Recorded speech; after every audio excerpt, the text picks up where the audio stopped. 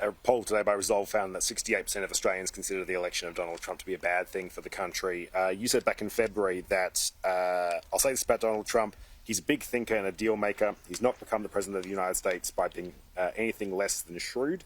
Do you stand by those comments 2 months later? As I said before, this election on the 3rd of May is a contest between Anthony Albanese and myself. It's about the future of our country. It's about whether you want home ownership to become a reality. We do. The Prime Minister's happy for you to be a renter. We're going to drop fuel by 25 cents a litre. Fuel will be 25 cents a litre higher under Anthony Albanese.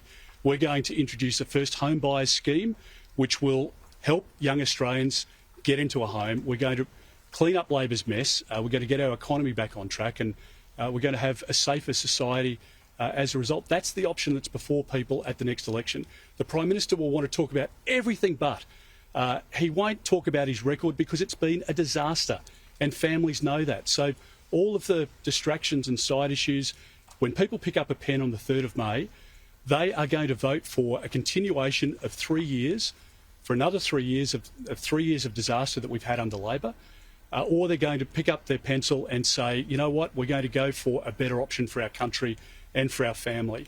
We're going to vote for the coalition, because if you vote for the coalition, you get a 25% reduction in fuel, you get $1,200 of your own money back to help you with Labor's cost of living crisis, you get an economy well managed so we can bring inflation and therefore interest rates down, you'll have a safer community for you and your family, and we'll make sure that we deliver first-class health services in a way that the Labor Party can't do.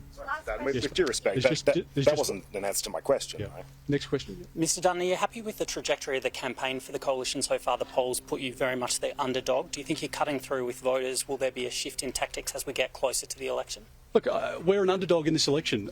First-term government hasn't lost since 1931. That much we know, and it's hard to win after just one term, but this has been the worst government since 1931. And I don't think Australians can afford 3 more years of this bad government. So we have to make sure that we work hard every day between now and the election. But if your kids or your grandkids are desperate to get into the housing market, vote Liberal at the next election. If you want a 25-cent reduction in your petrol price, vote for your Liberal or National Party candidate. If you want the economy to be well managed and for us to fix the energy crisis that Labor's created, vote for your Liberal or National candidate at the next election. These are the issues that I think will be at the forefront of people's minds on election day, and on that basis I believe that we can win the next election. But we are the underdogs, there's no question about that, and the Prime Minister's run this scare campaign because he's ashamed of his own record. But Australians know in their hip pockets that they've been hit hard by Anthony Albanese's lies and deception.